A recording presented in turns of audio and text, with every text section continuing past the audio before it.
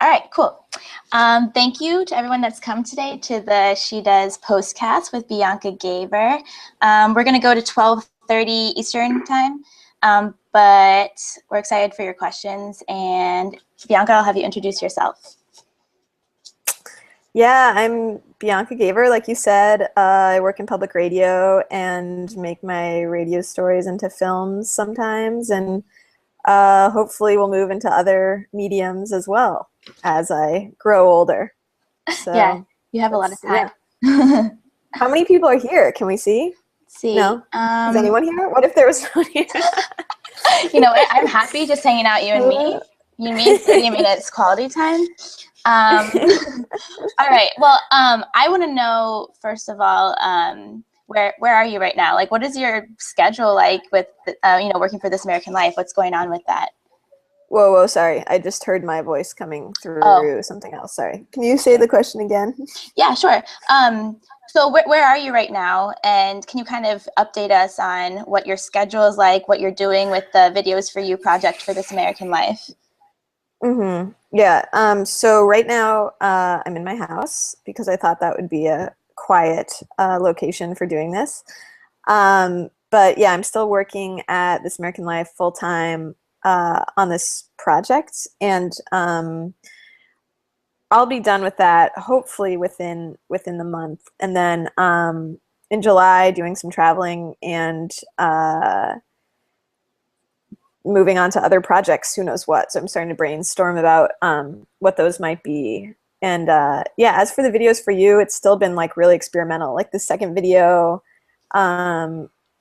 still like figuring out if it's gonna work, and then the third one I might just do as a radio story. So wrapping that up soon. That's so cool. We talked a little bit about it in the interview, but I mean, yeah. You're working with like the most well-known, radio show, but at the same time you have this incredible amount of flexibility. Can you talk a little bit about that and like what it's, has it been a little bit of a process of like letting your, letting yourself experiment and kind of go, places you might not, even though it's just like this big, well-known place that you're at? Yeah, I mean, honestly, it's been a little bit lonely because everyone there is hustling to make a radio show, and I'm like on this weird sort of island of like of like doing this project. So I'll be excited to be like back out on my own. That said, like having structure is like really nice for me. I really appreciate that. So like a lot of my time is spent just like figuring out how I can still do what I want, but also have like some sort of structure at the same time, which is sort of like those things are sort of inherently at odds. So yeah, trying to figure that out. Okay, we have our first question.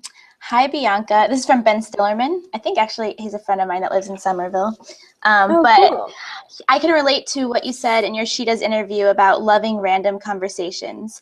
What compels you to create radio out of them? Does the fact that you're documenting these conversations change them or your relationship with them? I can repeat anything too if you need me to. Okay, I'm actually, I can read it on the side, which is really nice. Perfect. Okay. Technology. Cheating. Yeah, good question. So what compels me to make radio out of random conversations? I mean, obviously there's something beautiful about being able to capture life as it's happening and take out the parts that you find meaningful and shape it and share it with other people. And I was actually reading on Transom, a public radio website that I'm a fan of, this morning, a piece by Jonathan Goldstein, which is about like how radio exists in this like beautiful, weird space where it's like, there's nothing to distract you. You have only the voice. And so you can build up in your head, like, these heroes of like who these people are. Right. And there's something really nice about that. And so yeah, just like, and he also talks about like being able to slow down time and shape it and like take real life and be able to like notice it and observe it in a bunch of different ways. So that's what compels me to make radio. And then does documenting these conversations change them or your relationship with them? Absolutely. Like, of course, I'm like somewhat less present when I'm recording, and it depends. Like if I'm doing a story for a show, I'm even more less present because I'm thinking in my head like all the bullet points for the story and the questions I need to ask, and like often I have an editor who I know is going to be listening to the tape, and they want me to get like a certain number of things, and I can be a little more present if I'm just doing something really experimental or for a project of my own and there's like no pressure, no stakes. But like, yeah, having a microphone there always changes things, sometimes for the better, because sometimes it gives you an excuse to ask really intimate questions that if you asked without a microphone, you would be like really socially awkward. But yeah, I mean, it is like, it's gonna be different no matter what. I have a question about, do you have like a routine or kind of a specific way that you go and approach people if you haven't contacted them prior to, the story that you want to do? So let's say you're just in a public place and you're like, oh, this is going on over here. I want to go talk to this person.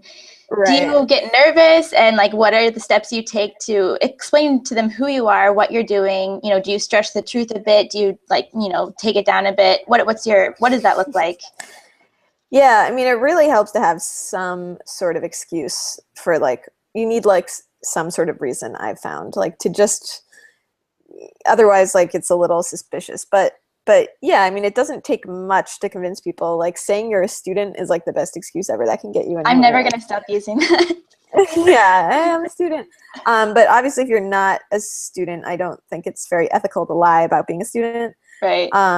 So it helps to have a show that you're working with. I mean, in the case of when I was doing that a lot, I was working for Cape Cod's NPR station. So I could just say like, hey, I'm working for the local NPR station. Everyone knows it. And I would say like, hey, we do these short little segments of local voices.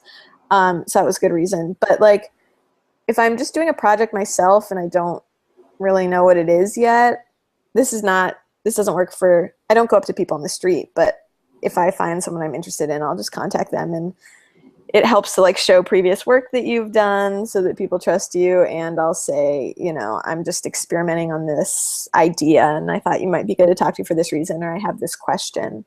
But yeah, this has come up recently because I was doing a piece on like Craigslist people who are on Craigslist, and it's really hard to convince them to talk to us. And like weirdly, it's much easier to convince people if you're there in real life and can just like go up to them and they're like, well, I'm already standing here and my microphone's right here, so you already have the trust of being in person. So yeah, I don't know, I use like whatever tactic to relate to them also that's like there at my disposal. Just like look for anything about them that I can like connect with them on.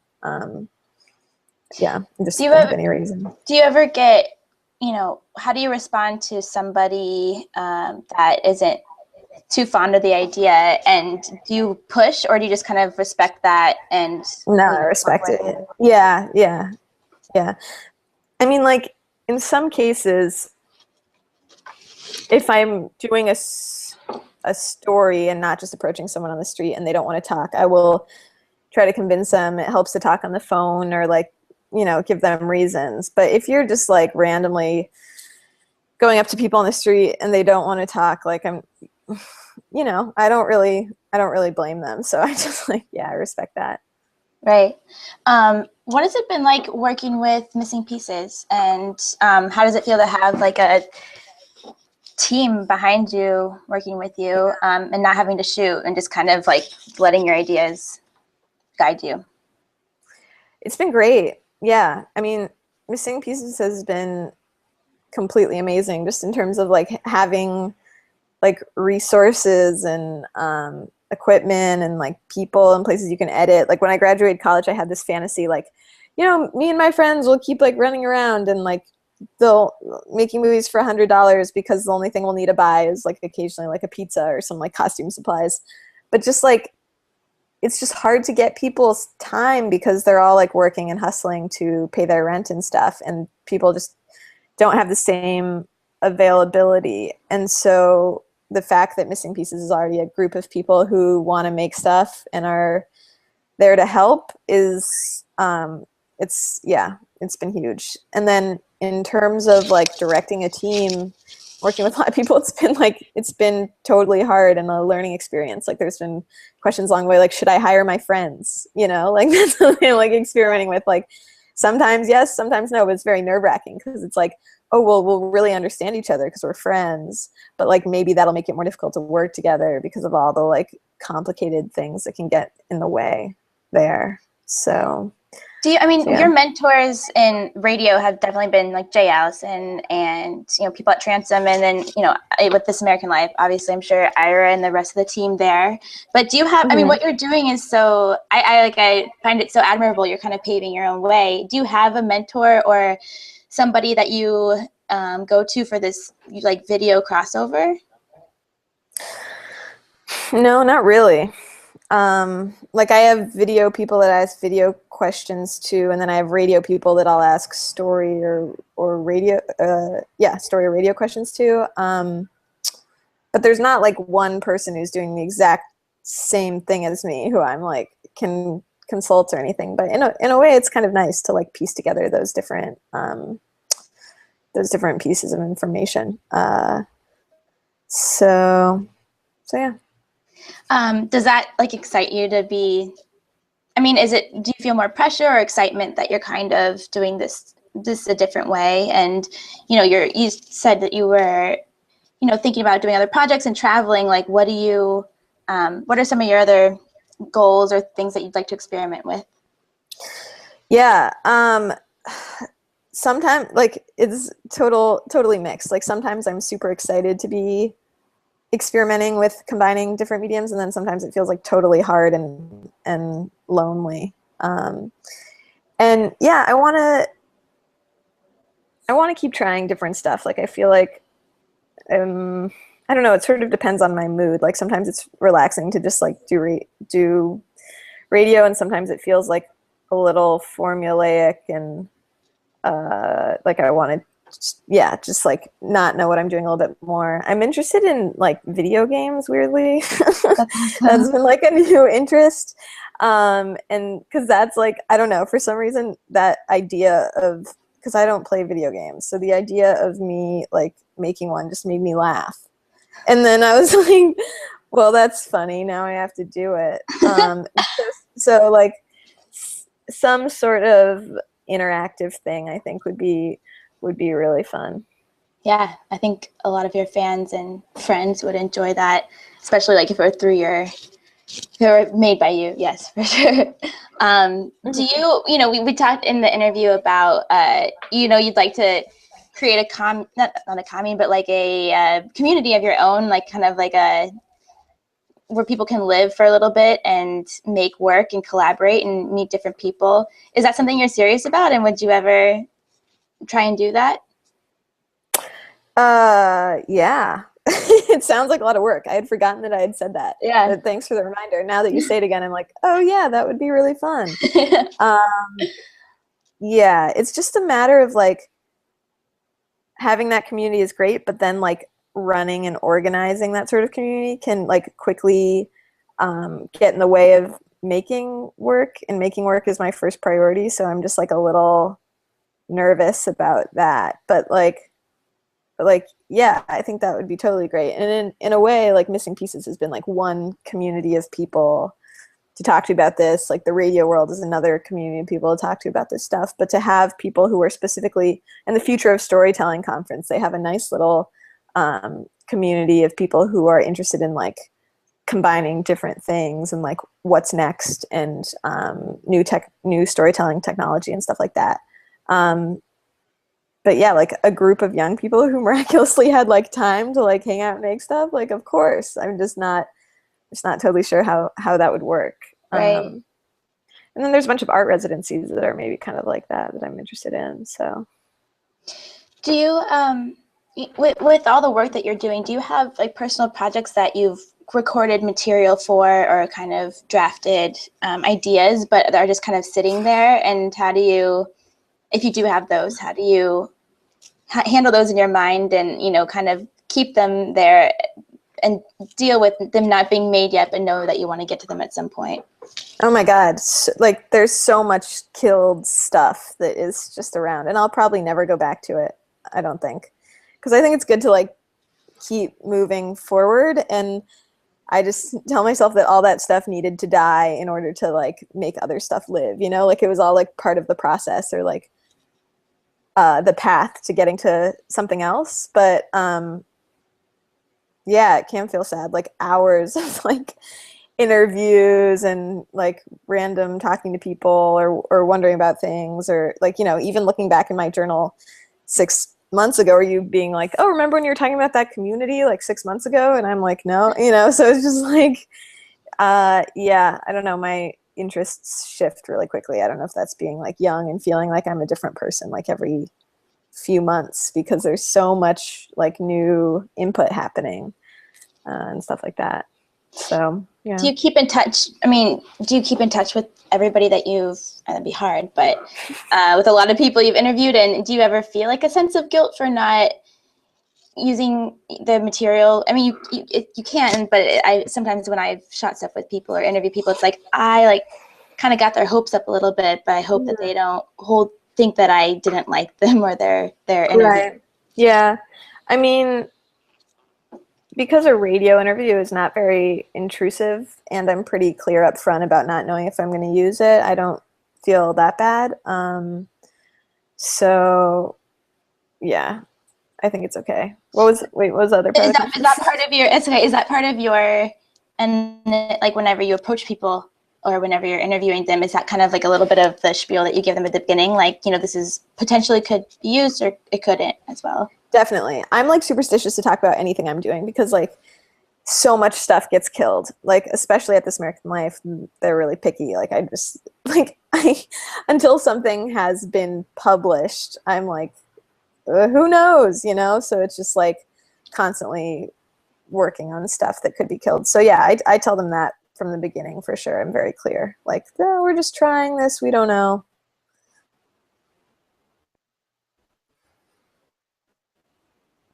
Disclaimer. Well, speaking of This American Life too, what is the editing process like with the videos for you, the Valentine's video, and you know, how much changed, and what was that kind of more intimate process like after everything had been shot? Yeah, so I mean, in terms of the audio, we stayed pretty close to the original script. Like after we had shot it, we just cut out like a few small parts for timing reasons. And then the video editing process, I'm really involved in. Sometimes it'll be me doing the actual editing or working with an editor. And yeah, I mean, it stayed pretty straightforward from like what we had imagined for it. It was just a matter, there was like so many shots in that movie. I think it's like 136 different shots in like 6 minutes. So it's just a matter of like putting it all together and having you be able to like follow the story and not feel like it was like a totally schizophrenic experience, which was hard. And also like where we put the music changed when we added the video, because we had scored it for the audio, and then when we added the video, we're like, oh, actually this isn't working at all. You would score things different for a radio story. Like for the radio story, we were putting the music in between the different sections to sort of like bridge you and carry you along, but then that felt like weird when the visuals were changing but to a different scene, but the music was staying the same. And so like when we edited the video, we changed it so that the music came to a clear end when the visuals did, and then you moved on very clearly to a new section.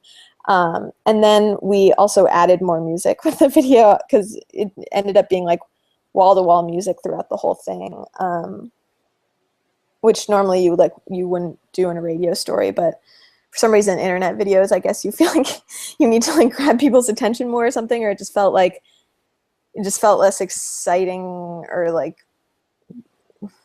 kind of unfulfilling to not have music during parts. Unlike a radio story, maybe there's more willingness to just listen to someone's voice than there is in an internet video. Yeah, I agree. And I mean, there's so much going on, and like you said, it still does feel very cohesive, even though it's kind of like this like circus of different like shots and scenes. Were all those ideas and like the, even just like down to the details, like the costumes and the props and like the burrito part, like was this all, stuff that you had come up with, or were any of these kind of like last minute details added in, or did you have the help of like an artistic director? Yeah, I mean, it was all super on the fly. Like, this was a really low budget movie, so really it was like me and a couple other people who are like really young, just out of college, like driving around in a van, like trying to put the pieces together really last minute, and just trying to make it as quickly as possible. And it felt like we were always like behind on shoots. I was like running around to friends' houses to grab guitars and like borrow props. Like everything was like borrowed from friends. So it was like a ton of running around and like trying to find a friend who had a dog, for example. And like things like that.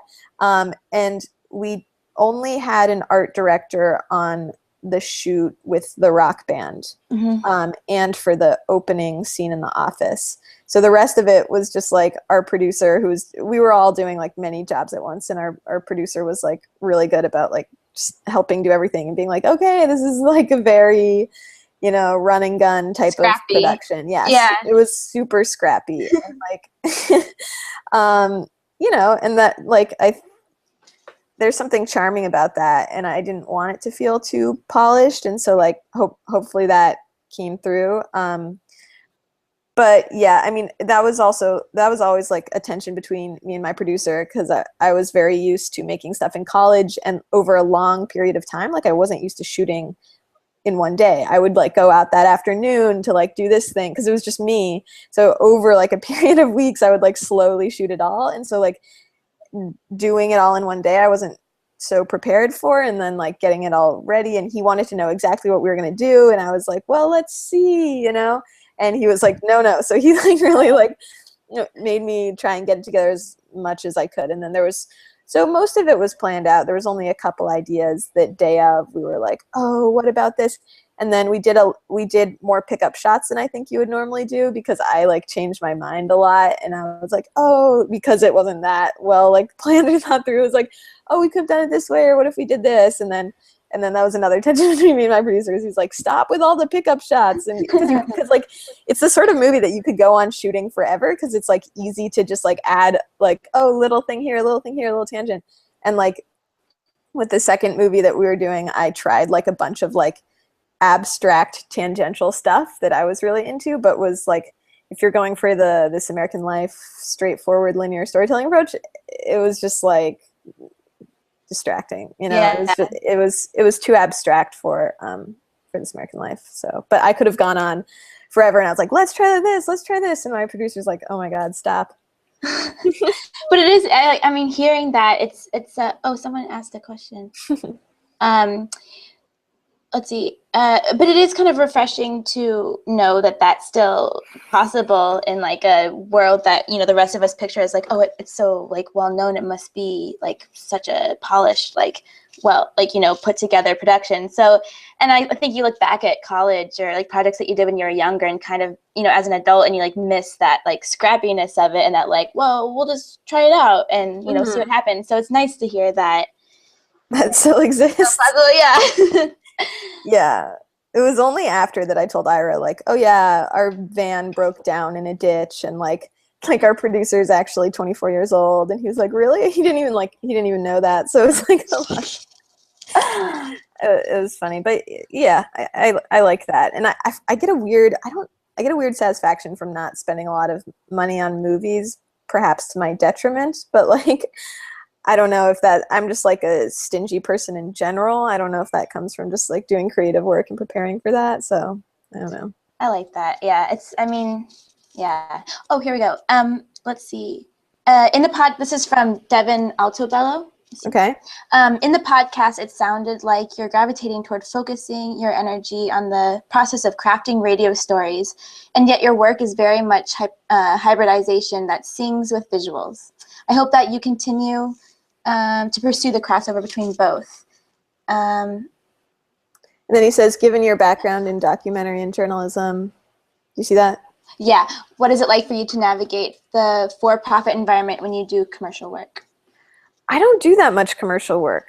I'm kind of a faker with that, I guess. I've done one commercial for Annie's macaroni and cheese, but I'm always trying to keep commercial work as an option, like for when I don't have money. So it's like a great backup. But I've been very fortunate to not have to do very much yet, and I'm like trying to avoid it for as long as possible. So like I did a fashion film, like maybe you could count that as commercial work, but it was really just it was just like a side project for fun. Like it didn't feel like I was in any very like corporate for-profit vibes. But yeah, like even with Missing Pieces, they're primarily a commercial production company, and so we do get in little like there's just times where I feel like out of place because the reason I'm trying not to do commercials that much is because I like really recognize that public radios is what I love, and I don't want to get like too sucked into that. But mostly I've found that like my documentary work is an advantage in the commercial world, and people it makes me stand out a little bit, and people get really excited about the opportunities that can bring and like the experience that I have. So I don't know, talk to me when I've shot more commercials and I'm like more jaded and frustrated with like communicating via like 15 middlemen or whatever. So like, remember the This American Life days when you like ran around in a van for yeah. Cool. Sorry, go ahead. Well, I was just gonna say, and luckily like This American Life, even though it's a business, it's a nonprofit, like this was not very much money for them, and like their focus is always like make something good, and the money will follow. So that's really lucky. And I'm always seeking out people who have the same beliefs, but I don't know, it's tricky. I don't know how rare that is. Yeah. I think we have a minute left if there aren't any other questions. I was just wondering, we had talked about your dad. I was surprised that you became an artist. Do you talk about your work with him, and what is he up to? We don't talk about it that much. He's like really into his girlfriend, and so he's like spending a lot of time with her, which is awesome. And he's like busy doing like bike rides every weekend and working, and I don't know, he's just like passively very supportive. But yeah, we don't get into the specifics that much. Is the art car still around? The art car was sold for $50, and it had $30 of gas in the tank, and I was so sad. But then apparently my neighbor, my neighbor said she spotted like a bunch of college kids driving it around with original paint job intact. So that was very exciting, but that was a few years ago now, so I don't know where it is. That car couldn't have lasted that much longer because it was super old. So, but it had a nice life. That'd be cool to take it apart and have some kind of installation in it.